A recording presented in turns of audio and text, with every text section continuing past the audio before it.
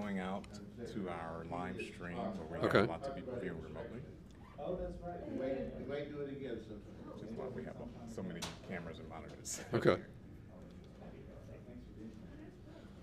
right, so just use the arrow keys Okay. here, and you should be able to click start through. this when you want. So I'm just gonna quickly remind our audience of VT Humanities. We're welcoming people. Okay. Rishi will introduce Okay. you, and then you'll get started. Let me make sure the audio. Can you? Excuse me. Can you make sure the audio is functioning? Also, Oh. is that possible? Yeah, let's try it. Well, And I think you mean for your slide deck, is that correct?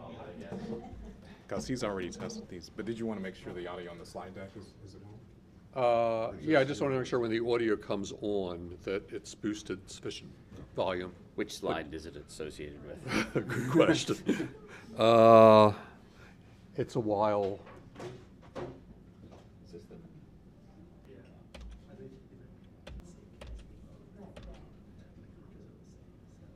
I wanted to be interviewed was because Good. I know that I'm All right. part Okay. of. Is that good? Yeah. High enough? Okay. Great. It won't come across in the live stream, unfortunately, Oh. because I didn't know that was going to be the case, so we're not really set up for that. But maybe we can. Let me look at it. Yeah, I'll pick it up ambiently. You can hold up your mic. All right.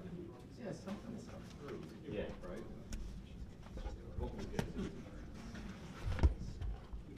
Okay.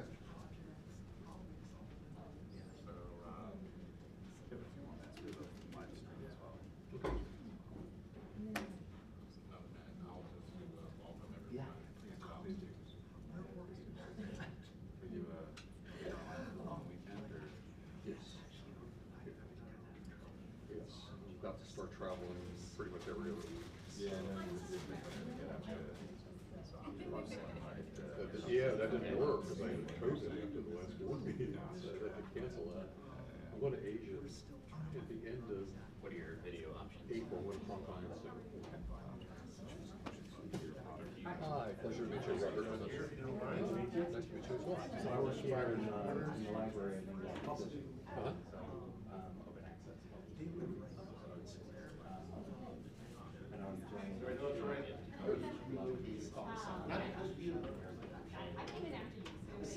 I'll tell you the limited amount I know, so, yes. Yes. It's the Wild West right now. Yep. federal, that's one requirement. Yeah. Uh-huh. Yeah, it's going to be interesting. So, yeah, sure. Look forward to talking to you about that. And the National Humanities Center offices are in DC, or you? No, we're in the Research Triangle Park in North Carolina. Any H's or anything. Okay, and I saw NHC is part of the National Humanities Alliance. Well, we have a partnership with them, yes. Yeah, we work on advocacy. Thinking of doing a presentation. I'm trying to get him to be his webcam. Yes, it's in, well, that could very well be. They do a weekend on the Hill, or a week on the Hill, in March. So just going to congressmen, senators, and so forth, and trying to get them to boost any huge funding. So, which is always interesting. Yes. Doing your meeting. Yeah. Yeah. Yeah. Look forward to talking with you more. Sure.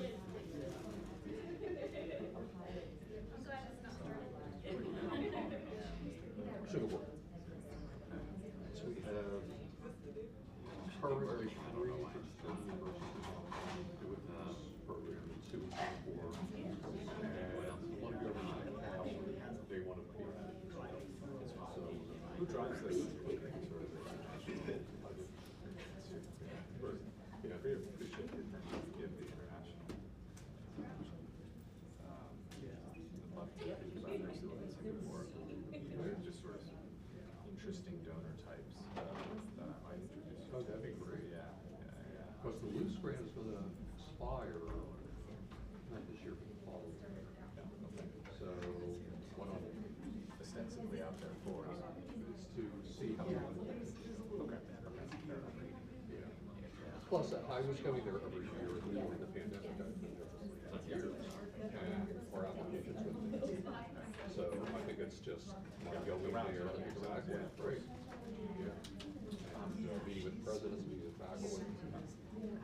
Talk, if you have free time, I'm helping them later here. There's another panel on 132 on incarcerated students that have been benefited from humanities education, so I'll probably link her for that. Sure. And then I know we're doing something if you want to get together earlier, we're going to be delighted to invite yourself and I'll fix it. Yeah, sure. Feel free to, That'd be great. add that you're not gonna have a cocktail here before dinner.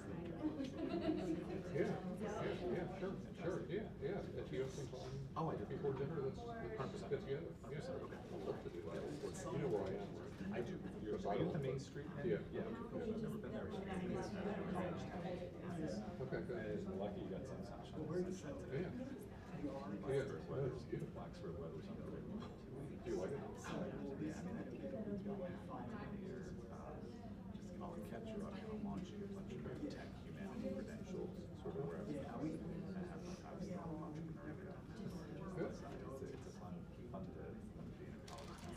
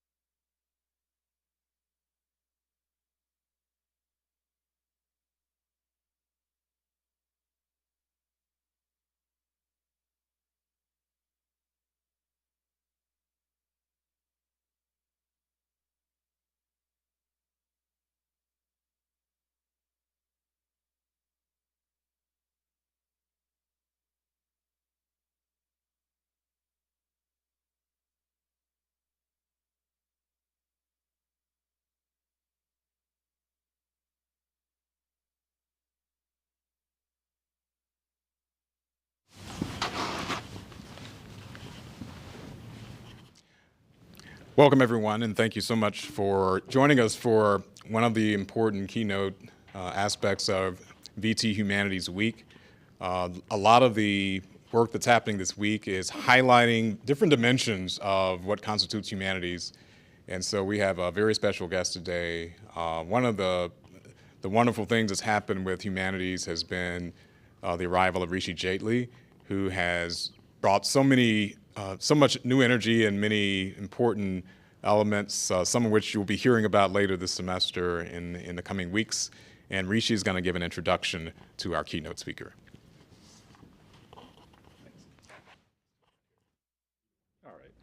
Well, thank you all for being here, and happy Humanities Week, and hello to everyone on the live stream as well. It is my pleasure, actually an honor, to introduce Robert Newman, President and Director of the National Humanities Center, our country and actually the world's only freestanding independent institute devoted to advancing significant scholarship in the humanities and ensuring those ideas, not leaving to chance those ideas traveling within academia, but importantly outside of academia as well.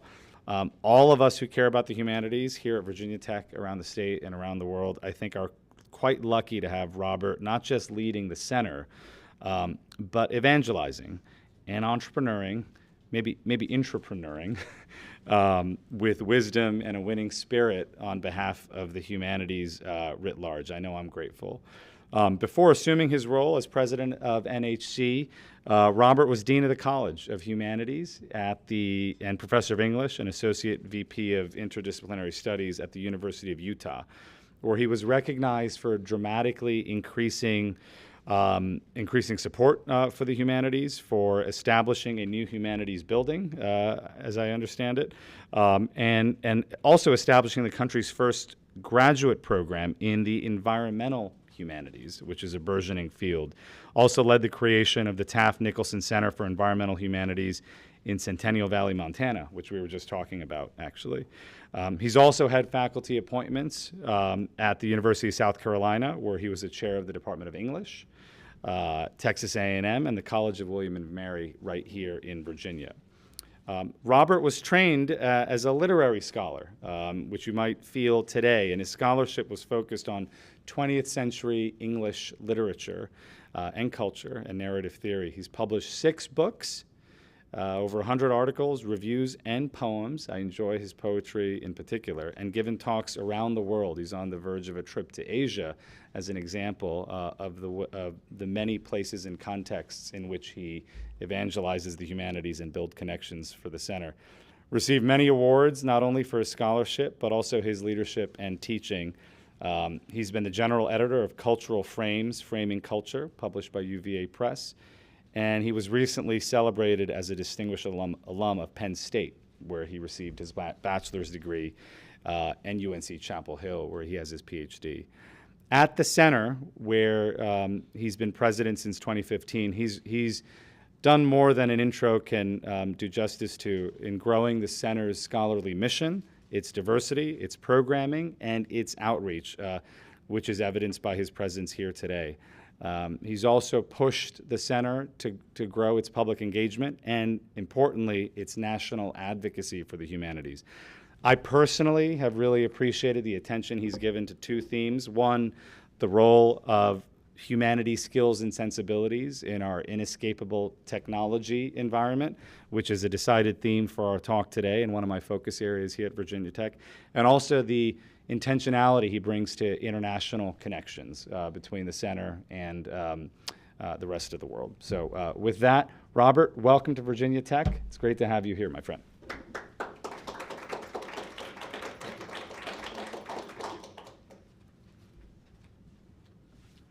Thank you so much, Rishi, for that warm and very generous introduction.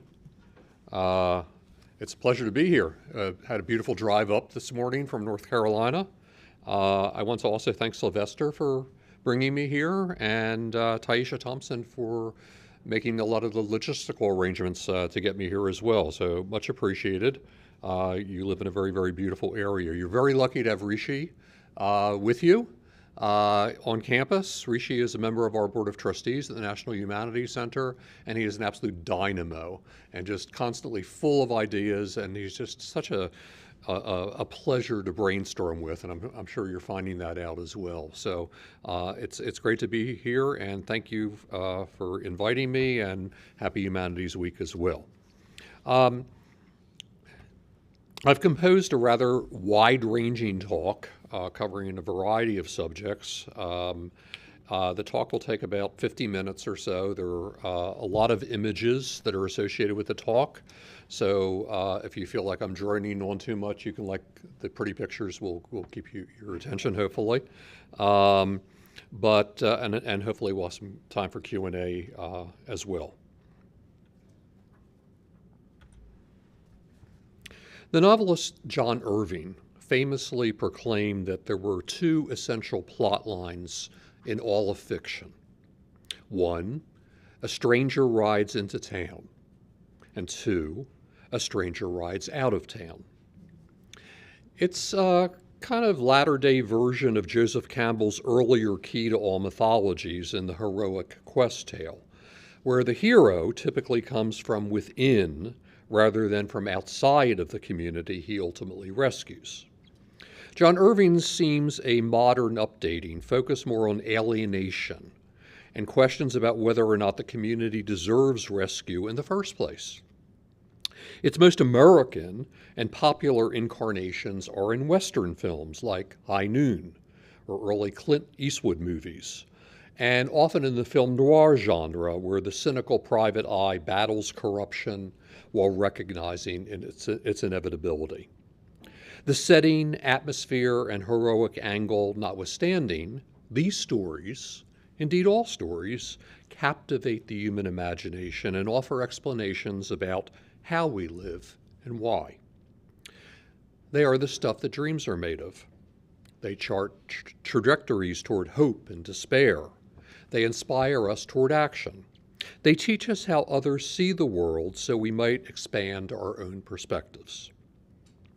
The humanities offer the repository of our stories, a means for investigating their construction and dissemination, and the instruments for orchestrating new stories. They contain the full and indisputable array of tools necessary for interrogating and interpreting the human condition in all of its complexities and messiness. That they do so primarily by engaging the imagination and by producing deep and transformative emotional responses, by animating connections with others and rousing compassion, by elucidating the principles that encourage individual and social harmony, and by exposing the dangers of deception, isolation, and demagoguery are what has underscored their fundamental and irreplaceable union with democratic thought, civil discourse, and compelling pathways to individual and collective fulfillment. Until recently. A decade ago, in 2013, the American Academy of Arts and Sciences published the Heart of the Matter report. It was subtitled The Humanities and Social Sciences for a Vibrant, Competitive, and Secure Nation. It was commissioned in response to a bipartisan request, a current rarity, from members of the U.S. House and House of Representatives, which asked, what are the top actions that Congress, state governments, universities, foundations, educators, individual benefactors, and others should take now to maintain national excellence in humanities and social scientific scholarship and education, and to achieve long-term national goals for our intellectual and economic well-being, for a stronger, more vibrant civil society, and for the success of cultural diplomacy in the 21st century. It was a complementary response to the publication of the National Academy's report, Rising Above the Gathering Storm, which was issued in 2007, which influenced the scientific community to strengthen STEM education and to press for increased funding for scientific research. That latter effort still resonates preeminently in educational and funding domains, while the influence of the Heart of the Matter seems limited by comparison. The Heart of the Matter identified three overarching goals. One, to educate Americans in the knowledge, skills, and understanding they will need to thrive in a 21st century democracy. Two, to foster a society that is innovative, competitive, and strong. And three, to equip the nation for leadership in an interconnected world. These goals, it pronounced, cannot be achieved by science alone. The report was composed by an array of leading humanities, arts, social science practitioners and influencers, as well as corporate leaders, university presidents, and a former Supreme Court justice, after a series of workshops and meetings. It's ambitious and deeply idealistic. Looking, it announces to the humanities and social sciences for the skills, information, and sources of creativity that our founders saw as the basis for a democratic, prosperous and secure nation. These disciplines are described as the heart of the matter, the keeper of the republic, a source of national memory and civic vigor, cultural understanding and communication, individual fulfillment, and the ideals we hold in common. Together, the report goes on, they help us understand what it means to be human and connect us with our global community. But what has been the impact of such a high-minded report? In the decade since its publication, we've seen a precipitous decline in humanities majors and faculty positions, not just in the U.S., but globally. Furthermore, democratic institutions increasingly have become imperiled. We are flirting with a global economic recession. Civil society has frayed into persistent polarization, and cultural diplomacy has been largely hijacked by nefarious social media outlets whose prevailing mission is less the free flow of information than the absolute control of it. A prevailing anti-humanities rhetoric has dominated political posturing and funding allocations for many who profess the need for a practical focus on economic viability, in crusades against a manufactured woke ideology, and in demands for relevance that presumes STEM as the singular pathway to salvation. Humanities bachelor's degrees in the U.S. have declined precipitously, so that as of 2020, the humanities were conferring less than 10% of all bachelor's degrees, the lowest level on record historically. Faculty positions in the humanities have declined about 30% in the past decade. Furthermore, surveys of college alumni from the humanities indicate they are the least likely group to see a connection between their college major and the jobs they take after their degree. Less than 1/3 see a close connection. Also, there's been an alarming attempt by Republican state legislatures in Florida and elsewhere to penalize liberal arts majors by raising their tuition, as opposed to those who major in STEM fields. The influence of the humanities in daily life also appears to have been curtailed. Average time spent reading for personal interest, whether books or newspapers for Americans, declined over the past 15 years to just 16 minutes per day, compared to an average of 3 hours watching television and an ever-rising abundance of time using computers or phones for entertainment. Political polarization and the cascading collapse of civil discourse produce accusations of cancel culture from both the left and the right. Many accounts from the halls of academe, as well as from city council and local school board meetings, lend credence to charges that the culture of debate, long the fabric of academic and political discourse, has been profoundly rent. The response from humanities practitioners and advocates largely has been reactive and despairing. While political concerns and interest in the grand challenges of our time have grown in scholarly and pedagogical attention, our methodologies, institutional reward systems, and public postures have not changed very much, further marginalizing aspirational responses and pursuits.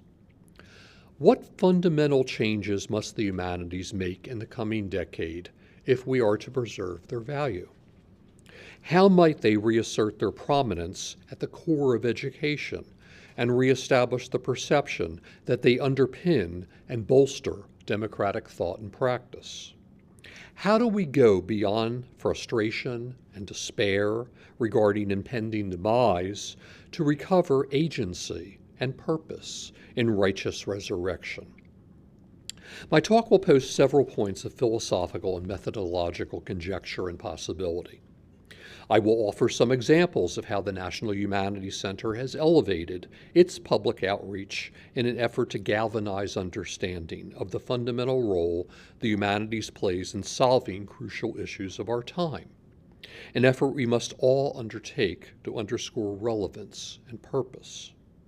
Additionally, I'll focus on what many consider to be the most crucial problem of our time, climate change and its consequences, and thinking about how this overwhelming problem offers a rallying point for the insertion of the humanities into practical solutions which require an upending of discrete disciplinary perspectives, as well as a bridging of the academic and public divide.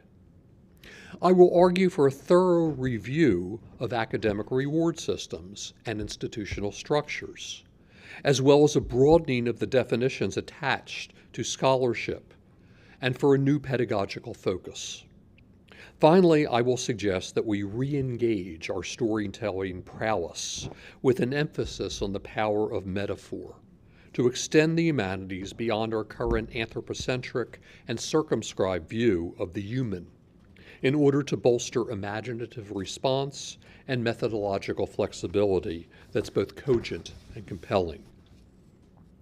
Amitav Ghosh's 2016 book, The Great Derangement, argues that the modern and contemporary novel has failed to address the global climate crisis, primarily because of its confinement to a Western epistemic tradition that compels writers to dwell on the interiority of character rather than on a collective calamity like climate change.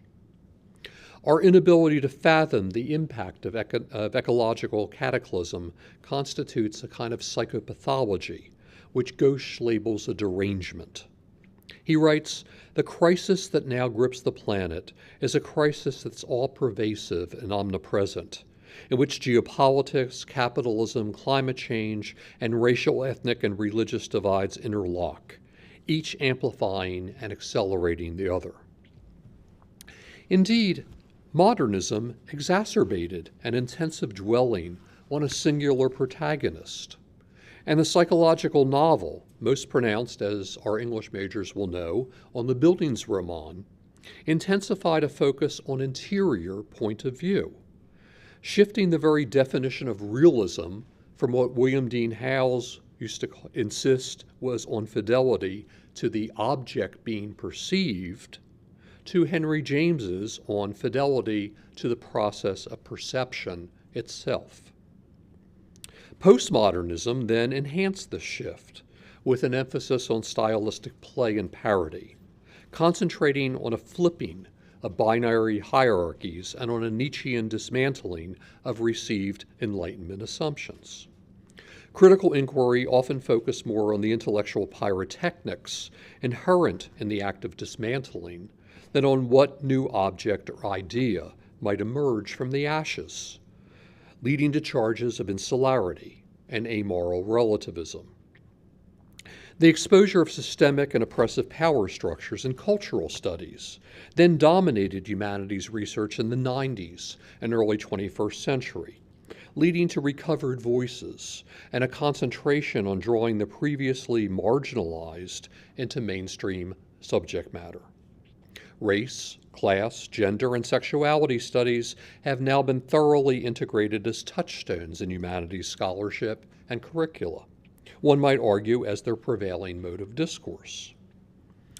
I wonder, though, is there a tension inherent in this trend if we amplify Ghosh's concern about the prevalence of interiority and a subsequent lack of collective perspective on impending calamity? Can an exclusive concentration on individual identity, no matter how significantly tied to issues of social justice, serve a need to embrace the collective, not only centered on human, but on the entire human, non-human ecological fabric? Do we continue to countenance the rapid deterioration of planetary biodiversity and the erasure of pristine places because their preservation defies human encroachments? Or are we constrained to a perpetual and destructive obliviousness, stoked by an anthropocentric narcissism? These epistemological questions, which clearly are immensely challenging and ultimately unpopular, are nowhere addressed in the Heart of the Matter report or any subsequent reports on the state of the humanities, but are fundamental to a pathway to effecting necessary change reliant on the methodologies inherent in the humanities, of finding ways to conjoin social and ecological justice, as well as a dynamic intersection between personal and societal transformation rather than to view them as mutually exclusive. But first, Let's remind ourselves of a significant aspect of the appeal of the humanities, their grounding and revelation in mystery and epiphany and metaphor, the sudden glimpse of recognition that sparks a transformation of consciousness. Listen, for example, to James Wright's poem, A Blessing.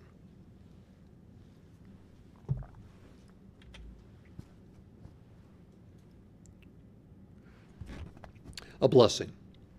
Just off the highway to Rochester, Minnesota, twilight bounds softly forth on the grass, and the eyes of those two Indian ponies darken with kindness. They have come gladly out of the willows to welcome my friend and me. We step over the barbed wire into the pasture where they have been grazing all day alone. They ripple tensely. They can hardly contain their happiness that we have come. They bail shyly as wet swans. They love each other. There is no loneliness like theirs. At home once more, they begin munching the young tufts of spring in the darkness. I would like to hold the slenderer one in my arms, for she has walked over to me and nuzzled my left hand. She is black and white, her mane falls wild on her forehead, and the light breeze moves me to caress her long ear that is delicate as the skin over a girl's wrist. Suddenly I realize that if I stepped out of my body, I would break into blossom. The power of the poem rests in the transcendent moment of connection, that lifts the poet out of his human and rational containment and into a joyful realization of his ability to appreciate the delicate beauty and peacefulness of the two ponies. Taking the time to stop along his drive near Rochester and venture across the barbed wire fence into the meadow, where the unassuming pony nuzzles his hand, provides a road not taken, an opportunity to become something more. The poem uses a simple, unexpected juncture in time to depict the discovery of the miraculous in everyday nature. It reminds me of Kierkegaard's statement that a simple man on his way home after work is wondering what's for dinner. The complex man, he writes, on his way home, is debating the complexities and the imponderables of life. The enlightened man, he says, on his way home from work, is wondering what's for dinner. With all of our ruminating on the crises in the humanities, particularly their supposed economic shortcomings and their increasing institutional marginalization, it's important to remind ourselves of their fundamental emotional power and of the flatness to which we would be reduced in our personal and worldly transactions without them. Much of the appeal of the humanities resides in their intensely personal revelations through imaginative connections to collective experiences, a knitting together of lives which makes the boundaries of the self more permeable, more amenable to tolerance and compassion. They permit us to flit across the invisible borders that otherwise separate one dimension of space, time, and identity from another.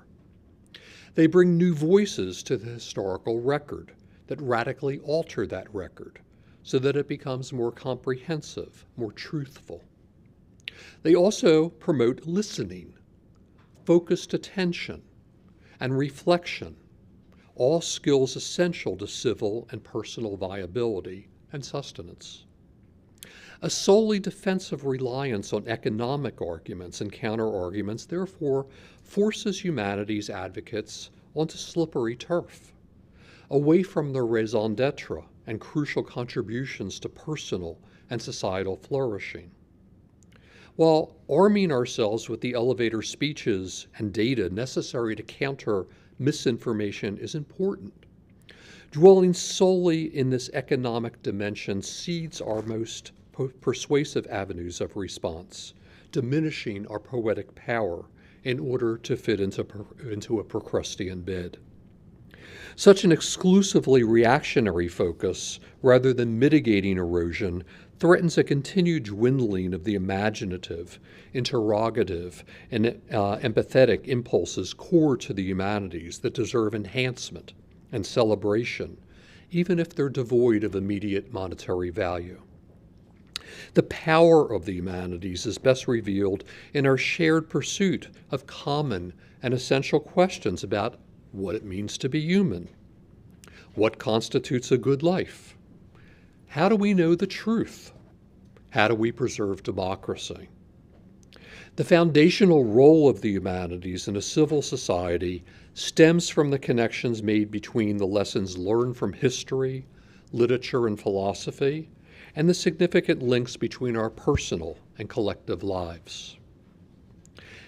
Now, the academic humanities have long had a marketing problem, and it begins with the lack of a compelling core identity. We have a list of disciplines which identify what the humanities are in higher education, but they're not particularly useful beyond the walls of academia in public settings. Undergraduates can tell you which discipline is their major, but few identify those disciplines with the humanities broadly. Public perceptions of the humanities also are tied to a list of disciplines rather than to the methodologies and practical applications that knit them together.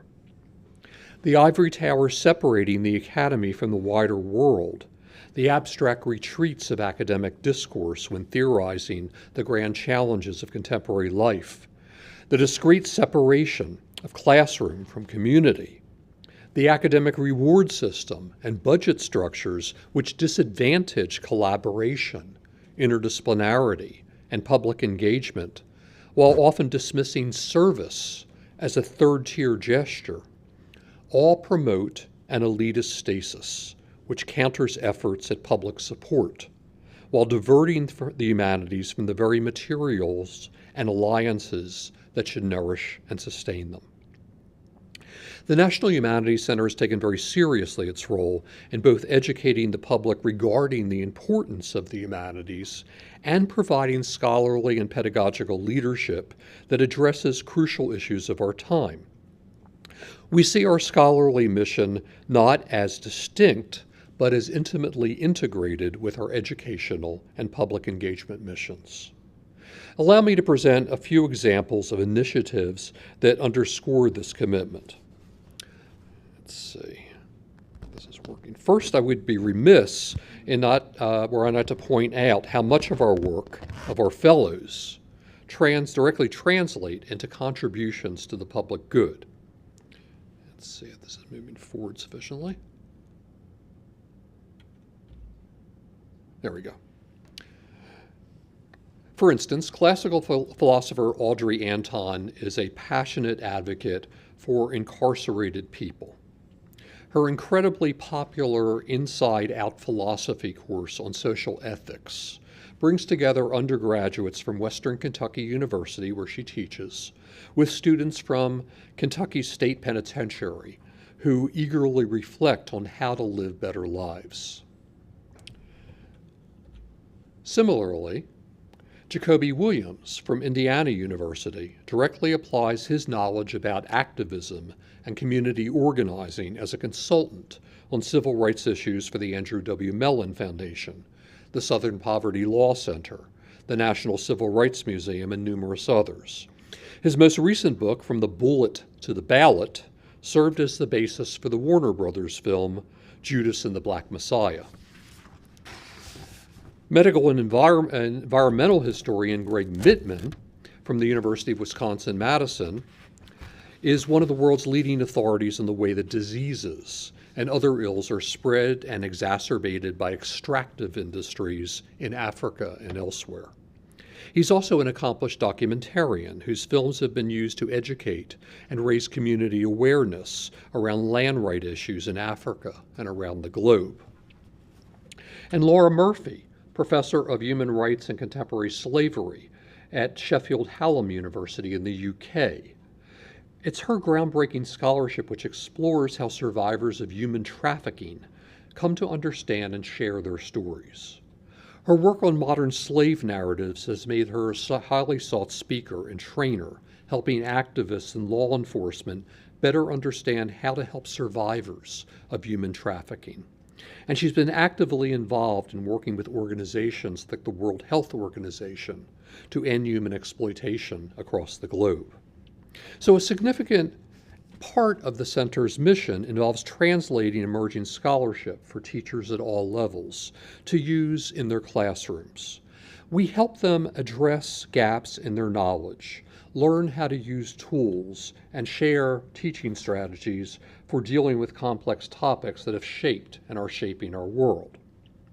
For instance, a direct outcome of our 2021 Interdisciplinary International Conference on Artificial Intelligence and the Humanities was an initiative to develop courses that address ethical questions about the role of artificial intelligence in our world. Working in partnership with some of the nation's top universities and colleges, the center gathered together faculty members from 15 institutions last summer so they can collaborate on creating courses that their universities have committed to implementing. These courses on responsible AI will teach their students to assess the impact and value of technologies that are rapidly changing the ways in which we function. We're also increasingly committed to helping non-humanist professionals access humanistic insights, which can help inform their work, especially as it offers them the opportunity to reflect on ethical and cultural issues and appreciate historical context. One way that we've attempted to do this is through our current COVID-19 oral history project. We launched this project in 2021 to capture and preserve experiences of those who have been directly involved in pandemic response efforts in hospitals and clinics, but whose stories have largely gone untold. We partnered with institutions and individuals across the country to train student interviewers to ethically and responsibly collect oral histories as the first step in a larger initiative to use personal narratives to inform conversations at the local and national levels about structural changes that are desperately needed in healthcare that have been exposed by the pandemic. So here's a sample of just some of the voices that we heard from the COVID-19 front lines across the country. We didn't interview the doctors or the head nurses. We went to the ambulance drivers, the people that were running security, the janitorial staff, et cetera, to collect our stories. And we trained mainly medical students to do these interviews. And that I wanted to be interviewed was because I know that I'm a part of a historical time in our lives. Just seeing the escalating rhetoric against Asians, it's been dehumanizing, trivializing, and then seeing leaders kind of stoke this fear. The xenophobia has been really hard because when I see these elderly Asian men and women being attacked, the first thing I think about is actually almost always my mom, my dad, right? I thought, I'm a black woman and I don't want to be on a ventilator and I don't want to die because of this virus. And I don't want other people to die because I'm not vaccinated. So I made the decision to be vaccinated. I went with the science and believed the science even though there was apprehension. And I think it's okay to say that there's apprehension with how swift everything's rolled out with the virus and the vaccine. But yes, I am vaccinated. That was a joyous occasion. I had a visitor the other day who didn't want to wear a mask and was adamant that it was against their constitutional rights. You know, we're violating their constitutional rights. And you know, how do you convince somebody that that's not the case? I never felt less trapped in my community than I do now. It sucks.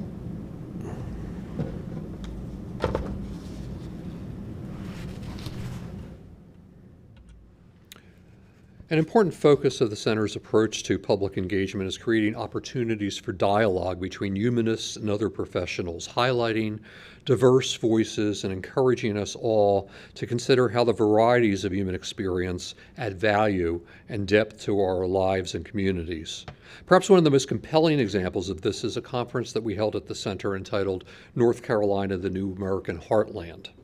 It was a multi-dimensional initiative enlisting scholars, bluegrass musicians and rappers, painters and poets, journalists, cooks, educators, filmmakers, policy experts, activists, and a bevy of others to critically consider how issues affecting North Carolina were reflective of dynamics at play across the United States: economic inequality, disappearing opportunities in small towns and rural communities, and partisan divides over issues ranging from racial justice to the environment to immigration.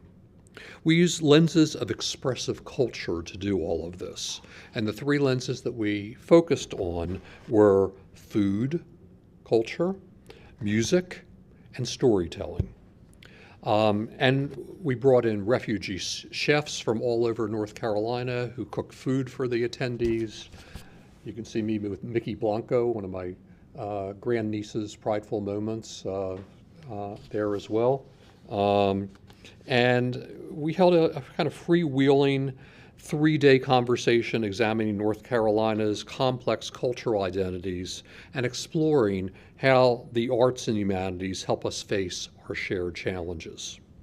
But perhaps the most important thing that we can do to help those whose lives are not directly involved in humanities research and teaching appreciates just how important the humanities are in all of our lives and how they inform our daily existence. So shortly after I arrived at the National Humanities Center, we created an initiative to encourage people to stop and think about their own encounter with the humanities, their own encounters with the humanities. And we dubbed this initiative the Humanities Moments Project.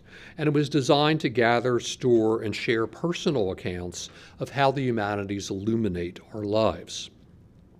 Over the course of 5 years, we gathered personal accounts highlighting the humanities' transformative power, their ability to fuel discovery, encourage us to think and to feel more deeply, and provide the means to solve problems as individuals and as a society. So here's a brief portion of the video that we created to encourage people to share their stories. And over those 5 years, we collected over 300 moments from people from all walks of life across the country. And then we went ahead and meta-tagged all those. And they're all keyword searchable, so a teacher that wants to, explore, for example, race in her classroom can just type in race, it's searchable, and you'll see Ken Burns pop up. And we've constructed also various thematic podcasts out of these moments. So here's just a quick sense of it. Every day, the humanities touch our lives in myriad ways. They are so thoroughly woven into the fabric of our existence that we rarely pause to ponder how we know the things we know, how the past has shaped the present, or how our culture consists of countless interactions between people from different places with different perspectives. Yet, there are moments when we cannot help but notice the humanities, when we become aware of their remarkable power, and we realize how the humanities enrich us, sharpen our focus, and give purpose and meaning to our lives. One of the things that is most kind of seared in my memory. And he explained it to me, and somehow it stuck when I was 10. That book, in some sense, completely reshaped my life. And then you see the world in entirely different ways. That's what humanity is. Those moments that connect people. For most of the 40 years I've been making historical documentaries, I have been haunted and inspired by a handful of sentences from an extraordinary speech I came across early in my professional life. In January of 1838, shortly before his 29th birthday, a tall, thin lawyer, prone to bouts of debilitating depression, addressed the Young Men's Lyceum in Springfield, Illinois. The topic that day was national security. At what point shall we expect the approach of danger, he asked his audience. Shall we expect some transatlantic military giant to step the earth and crush us out of love? And the answer is unquestionable. Never. All the armies of Europe, Asia, and Africa could not by force take a drink from the Ohio River or make a track on the Blue Ridge in the trial of 1,000 years. If destruction be our lot, we must ourselves be its author and finisher. As a nation of free men, we must live through all time without our suicide. It is a stunning, remarkable statement. One of the things that we've learned from these efforts is that a generally more humble and inclusive approach to public engagement by the Academy is needed. The best versions of the public humanities are created by publics, not merely for them. It's not a matter of scholars distributing their wisdom within the public, but a relinquishment of ownership of knowledge creation, the creation of trust, and the building of genuine partnerships. Increasingly, we need public humanities work created and led by communities, in conjunction with, rather than in service to, scholars and students.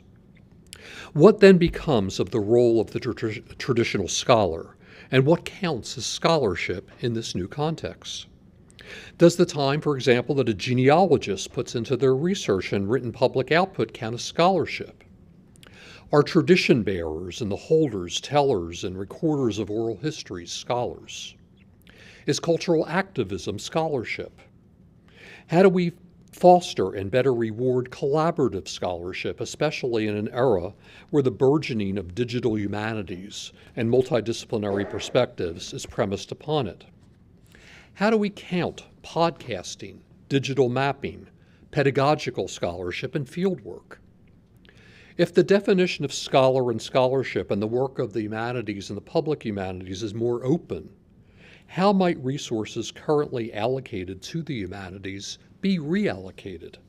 And what new resources should be accessed by the humanities? And how might the scholarship industry and the reward system within it be allocated more equitably?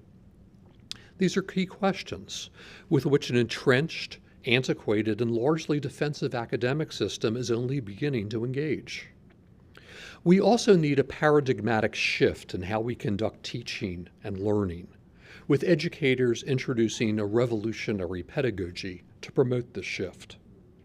I believe this pedagogy would focus more on legacy projects, where students are compelled to consider how their actions have impact beyond themselves, and what consequences their lives have on future lives, both human and not. The rapidly expanding fields of environmental humanities and medical humanities are prime for such a pedagogy. Experiential learning must be more thoroughly integrated into the curriculum, equipping students with problem-solving skills directly relevant to issues that surround and impact their lives and the lives of others with whom they should interact, so that they realize that teachers exist in multiple guises and settings, and that learning opportunities are just the stuff of daily living. John Dewey told us that democracy has to be born anew every generation, and that education is its midwife. I am calling for a restoration of a Dewey-esque curriculum, a thoroughly integrated ecological pedagogy premised on an insistence on converting theory to practice, and focused on a politics of equality that extends beyond anthropocentrism. Such a pedagogy also would point to information and civic literacy, and must re-examine the question of what constitutes usefulness.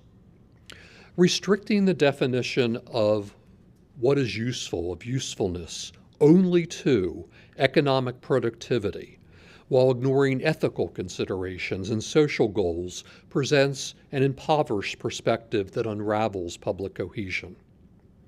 Bemoaning the rule of self-destructive financial calculation governing every walk of life, the great economic theorist John Maynard Keynes lamented, "We destroy the beauty of the countryside because the unappropriated splendors of nature have no economic value. We are capable of shutting off the sun and the stars because they do not pay a dividend. The present, imminent, and long-term exacerbating catastrophes that have, are, and will be caused by climate change require another revolutionary moment in promoting the centrality of the public good in our collective thinking. To limit the process of addressing climate change to the purview of science and policy is to risk a less than comprehensive response that this crisis demands. Just as environmental research and studies have been broadened by integrating science and policy with humanities lenses that provide focus and context in terms of place, ethics, storytelling, and culture, such sharpened and expansive means of problem solving are imperative for countering human-caused impending disasters with integrated and legacy solutions. Likewise, to ignore the pervasive and mounting effects of climate change in what we do as humanists is to hermetically seal ourselves off. In arguing for more pronounced connections between humanities and ecology, I return to their original impulses and to their primary methodologies, interrogation and bridging. I wish to argue for a poetics of ecology and an ecological humanism. I also wish to argue that it's incumbent upon us, scholars, teachers, students, advocates for the public good, to enter into the fray of contemporary concerns and to play a significant role in addressing the larger questions that confront us. The conversation that I hope to spark with my remarks would insist on posing alternative or supplementary means of assessment more suited to the methodologies and contributions of the humanities and to the place-based philosophy of unification that has steered ecology from its inception in the mind of Alexander von Humboldt in the early 19th century. The very term ecology, coined by the German zoologist Ernst Haeckel, comes from the Greek word for household, oikos, as applied to the natural world. So what if we just metaphorically understood and unwrapped the metaphoric possibilities of this etymology as attached to conservation of the natural world, linking conservation practices to good housekeeping and a fuller understanding of what constitutes home and why we must be attentive to its maintenance. The coming future of the Anthropocene is one that will increasingly require mediation in both practical and philosophical senses. Technological mediation may reduce carbon emissions, restore habitats, and make sustainable energy resources more viable. Political mediation between nations may address environmental justice issues, the legacies of colonial exploitation, and the undue burden of industrial toxicity. To build the solidarity necessary to take on planetary crises, a larger mediation of the ontological repercussions of life in human-dominated technological ecosystems must take place, and this is the domain of the humanities. Cases of direct accountability have largely galvanized environmental movements. Can they be extended to a collective accountability that radically redirects behavior, economic structures, and political prosperity in order to save the planet? And will catastrophe galvanize human behavior toward good? As in a wonderful novel by Kim Stanley Robinson called The Ministry of the Future, it's possible that a killer heat wave, as he has it in that novel at the beginning, strikes India, caused by climate change, and it begins to wake up the conscience of the world. However, it's also possible that it makes the emergence of the next round of demagogues and authoritarians more likely. Bridging the humanities and ecology requires an emphasis on process more than product and a metaphoric reach beyond speciesist prejudices. We need to embrace what Lawrence Buell has termed disciplined extrospection,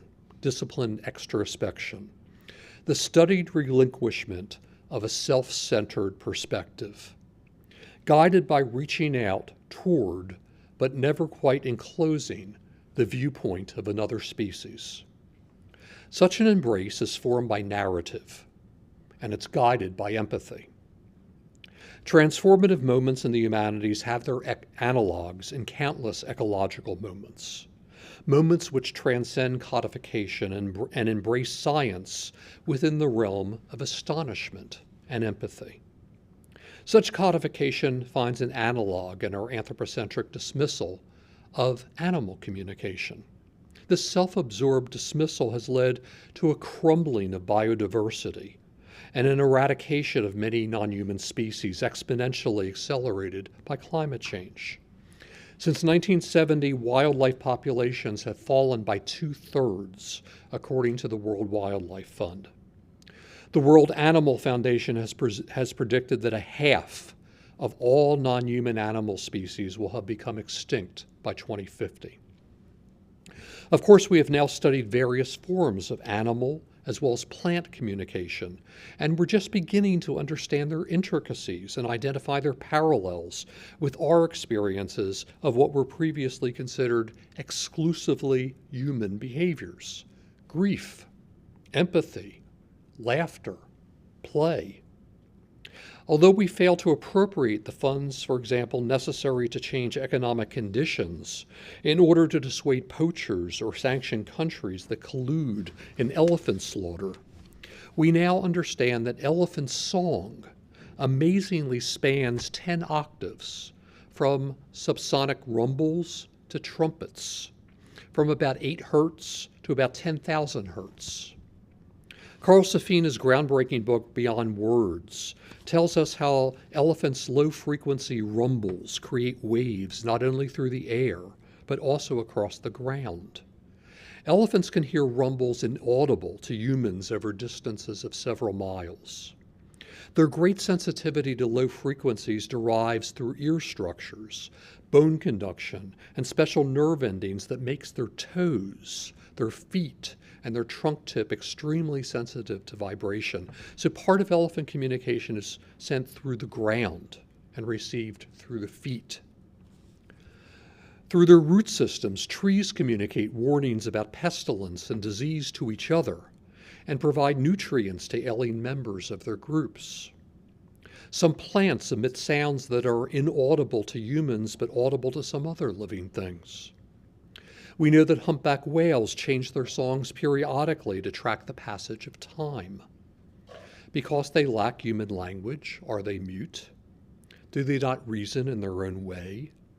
Do they not invest their sounds with narrative? Are they telling stories that pass across generations to illuminate their lives and to tell them how to live and why? Is it not both arrogant and isolating to claim human exceptionalism for reason, for language, for empathy, for narrative? If we persist in neglecting to understand and embrace the non-human world while fostering its eradication, is it not we humans who are mute and ignorant? I'm going to show you a brief video from Jane Goodall done a few years ago, which I think really sort of captures this as well as anything I've ever seen. Oops, a little bit ahead of us.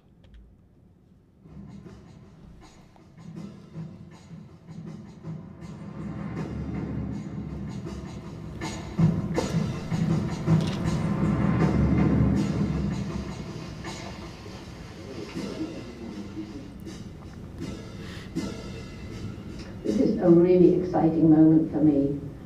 Here is Wunda, and she nearly died, but thanks to Rebecca, she came back from the dead almost. I mean, I saw her looking almost dead, but anyway, now she has a will to live, and here she is about to come out into this paradise. She's the 15th chimpanzee to get her freedom here, and we hope ultimately to have about 60 on the island, all waiting, and I'm hoping that for my 80th birthday, which is next year, that we can raise enough money to bring all of them out and give them all their freedom. And that will be the best birthday present that I could have. So I hope that you help us, please.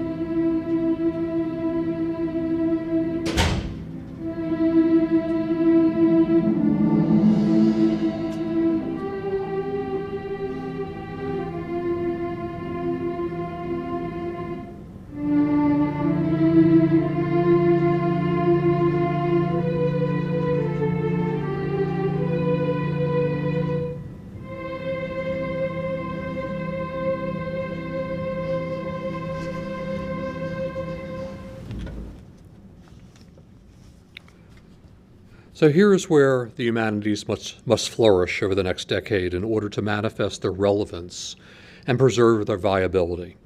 They need to make alliances with and contributions to multidisciplinary initiatives focused on our current crises.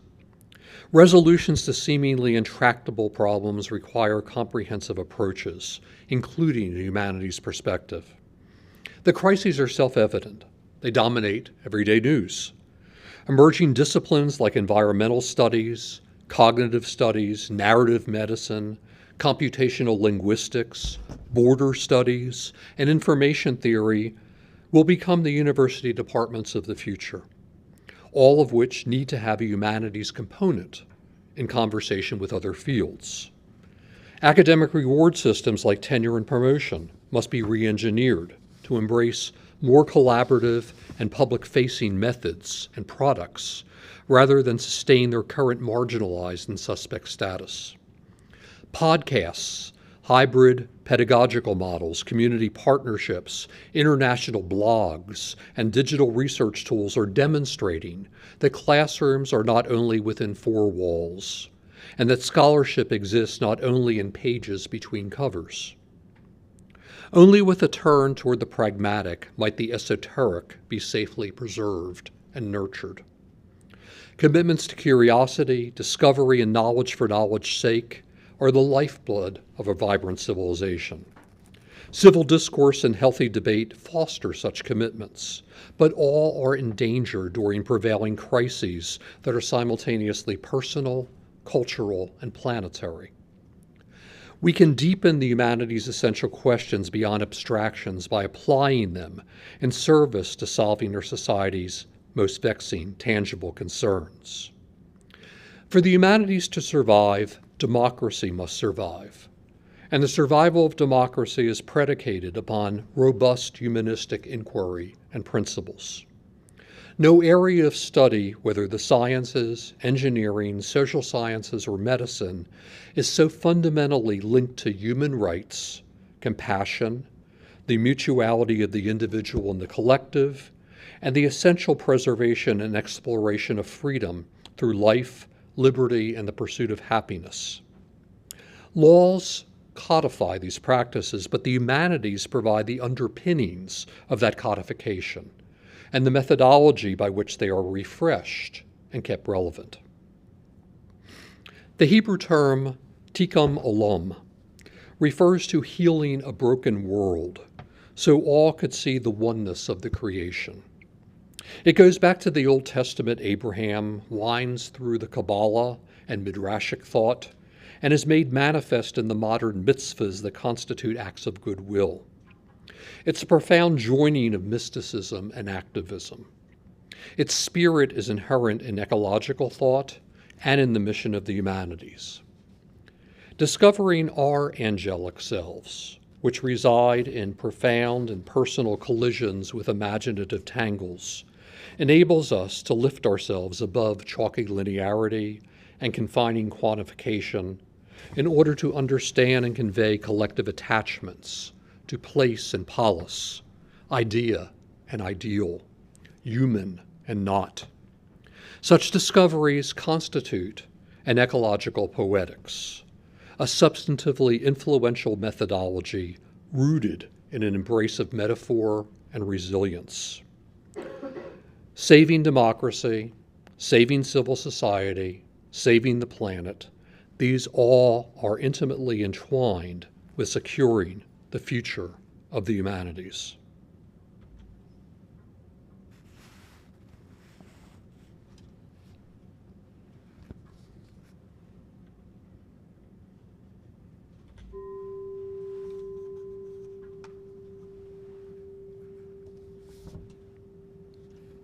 Thank you.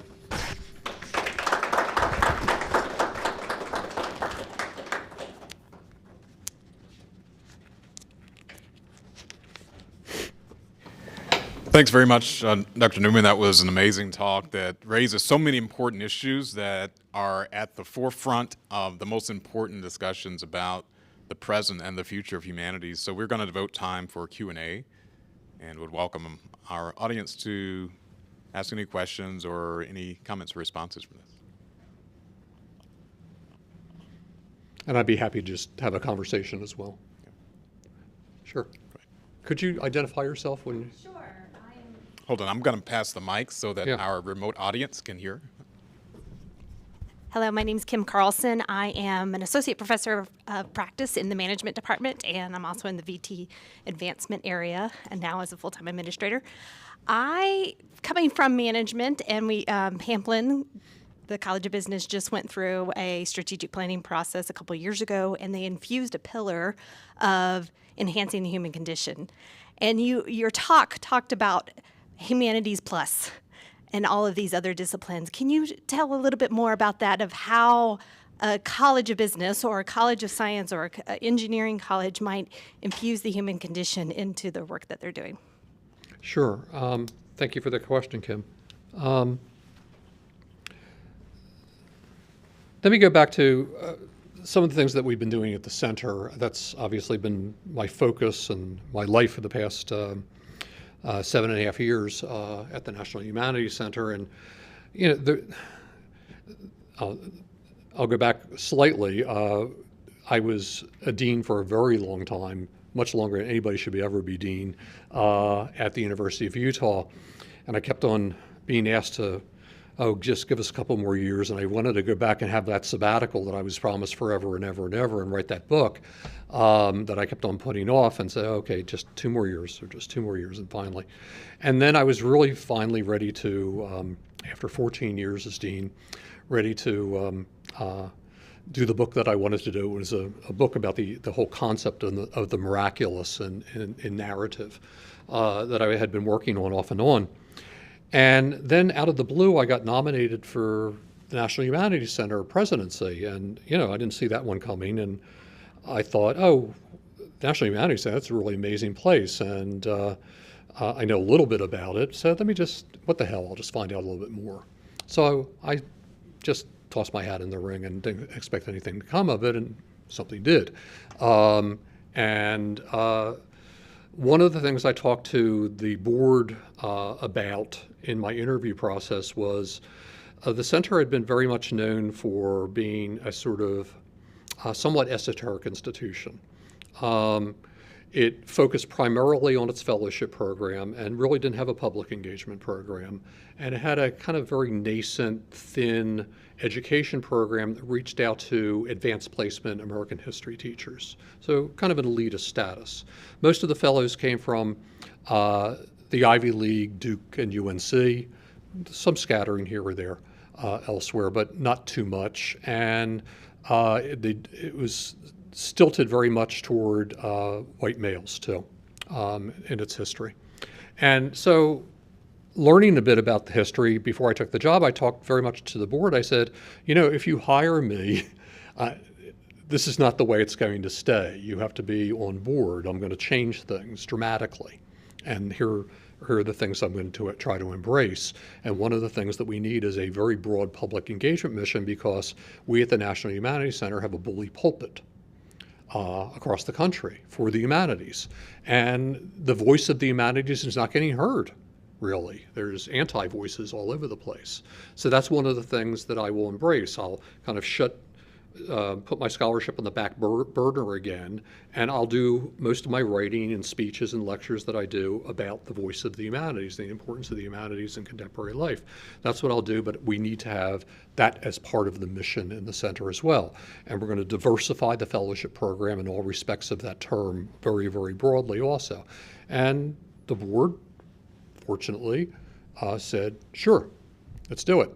And they have been incredibly supportive. And we've had, you know, some rotating out of some of the older board members with some very dynamic, forward-thinking board members like Rishi and so forth. And so that all has changed too. So the whole mission has been enhanced. We still have the core program, the fellowship program, but it's different than it used to be.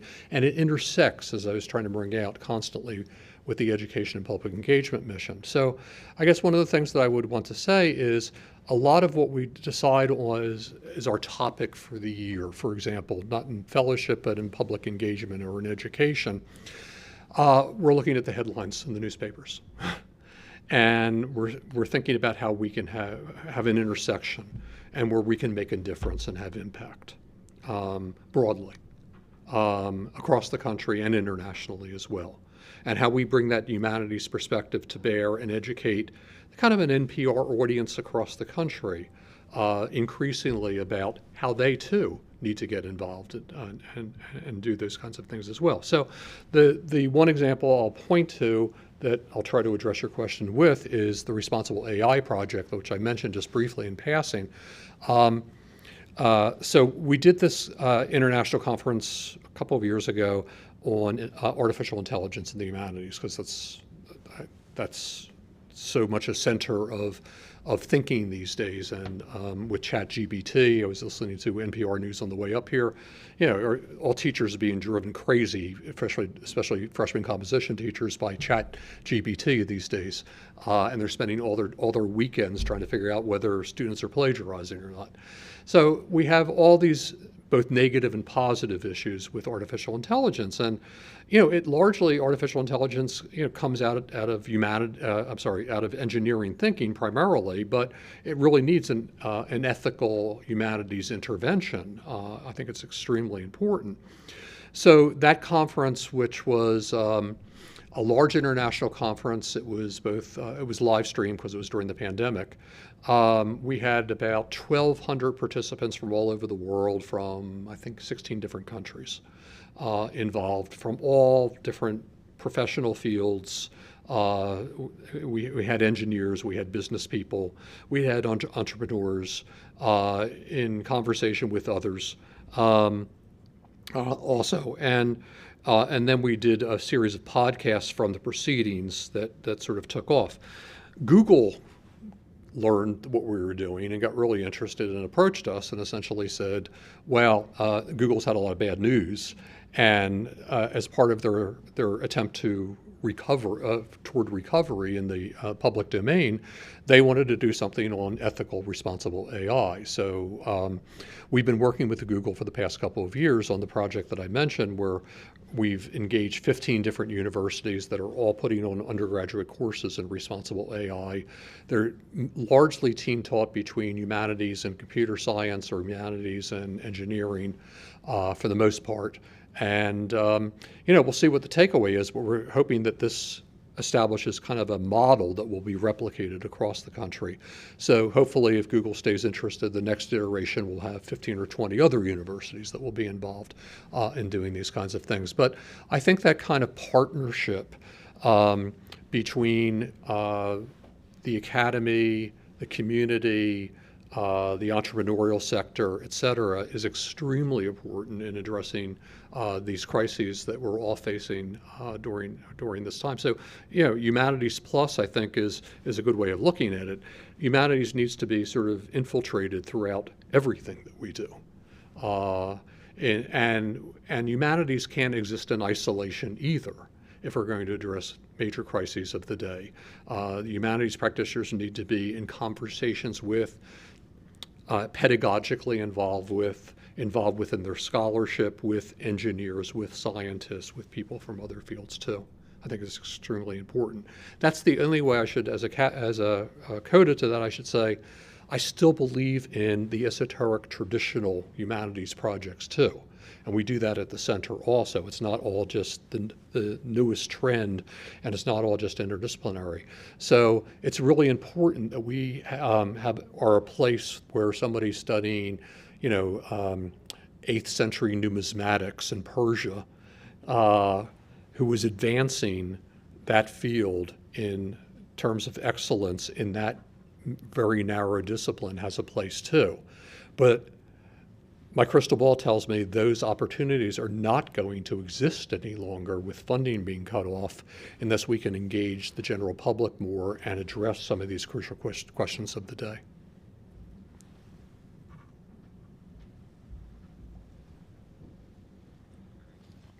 Hi, had a question about how you manage our political environment.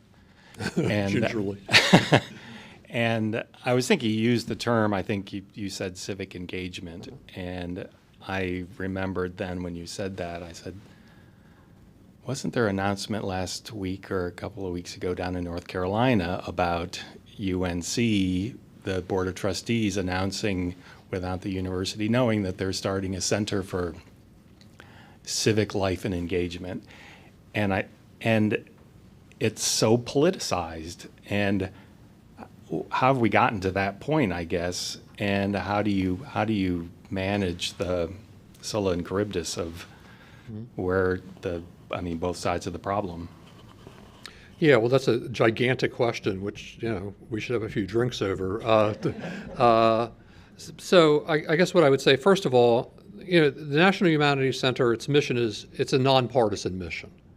So, we don't come down on the side of the Republicans or the side of the Democrats overtly by any means. I do, as the president, issue position statements occasionally around crucial issues of the day. So when George Floyd was murdered, I issued a presidential statement about that.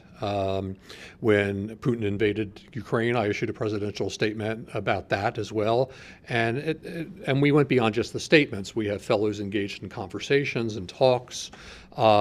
We do some workshops. We do seminars, et cetera, to sort of build on these kinds of things. 2 weeks ago, we did an institute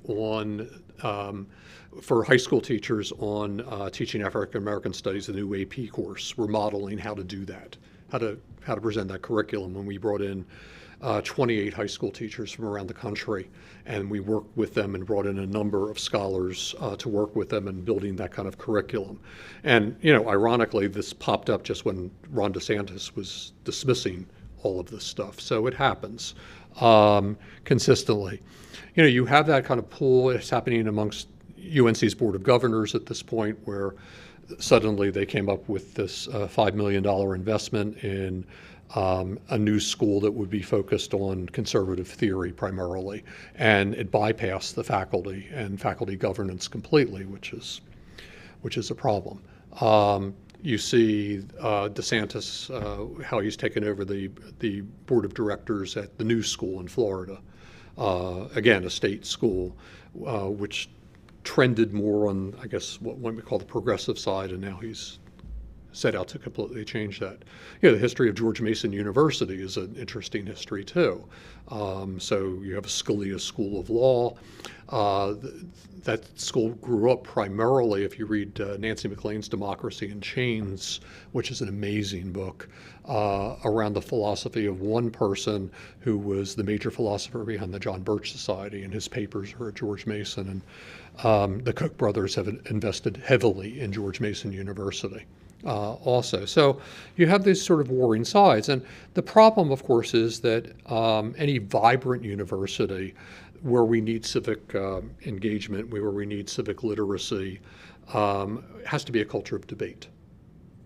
And it can't err solely on one side or the other. The very interiority that I was railing against in my talk, which I say is problematical on all fronts, if it's exclusive interiority.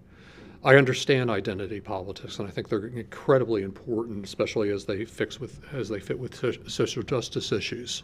But I worry sometimes that if we do only exclusively identity politics, then we often lose out on both individuality, because we have kind of group dynamics working up. And if we have only, everything is done only through the lens of race to combat racism, that seems problematic to me too. It's important to have that lens, and it has to be integrated and articulated in what we do, but we have to have other things also in those kinds of discussions. So, and that's not always a popular way to talk about things these days. And, I worry about cancel culture from the left and the right. That takes place. Obviously, I'm sure you've gleaned by now, my politics are much more left. And most of my work in the academic sphere and in the civic sphere has been for progressive causes throughout my career. And I believe in them passionately. But it's a major issue, and I think very much our country is at a tipping point in terms of will we preserve democracy right now, and what will the future look like? and our world very much is a kind of a tipping point. It's not just our country. So again, my urging that all of us somehow get involved and we translate our passions into community actions and we broaden what we think of as pedagogy beyond just the classroom experience is, I think, extremely, extremely important. And also we think about new ways of broadening scholarship. And what I was also calling for is the old academic reward systems, which have their importance, I also think need to be re-engineered and broadened so we are embracing those kinds of multi-perspective dimensions.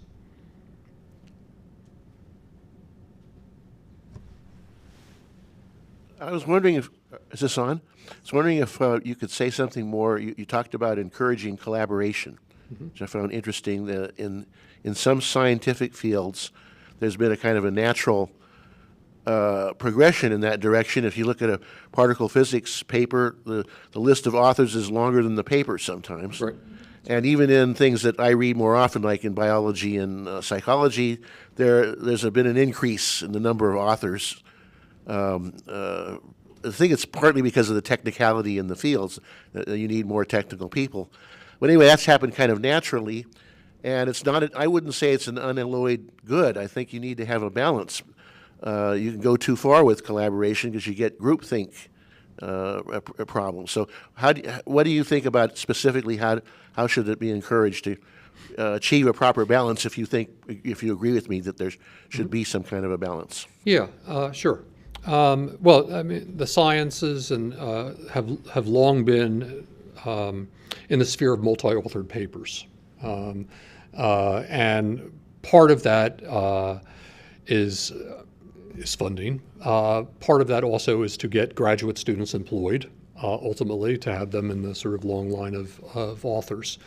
The humanities have been traditionally sort of the single-authored monograph is the be-all and end-all for decisions on tenure and promotion. So somewhere there's a happy medium. Increasingly, I think is quite important. And the burgeoning, if we drift over to the humanities again, of things like digital humanities, which invite a multiplicity of participants in the creation of different products, lend themselves to issuing publication in different, and not necessarily only in print forms, but in various kinds of forms. They may be podcasts or something like that, with multiple voices in conversation with one another. So in scientific papers, it's often hard to delineate, I know, because sometimes you're looking at the first author is the premier author, and then you have a long list of other people, or the first two authors, or what have you. But the sciences have always sort of, that's been sort of a natural alliance. Now, what I would like to see more of are papers, articles, books that are co-written by people in the humanities and people in the sciences together. And this sort of bridging of humanities and medicine, humanities and technology, and humanities and environmental concerns, I think needs to happen much, much more often. And you all, those of you that are faculty, know that often your entire, not your entire, but a lot of your social life is within the walls of your department, and the people that you know and hang out with, ultimately, the people that you have relationships with, are in your department solely. And we don't often know who, even if you're in the same college, people in other departments. I think that's a shame.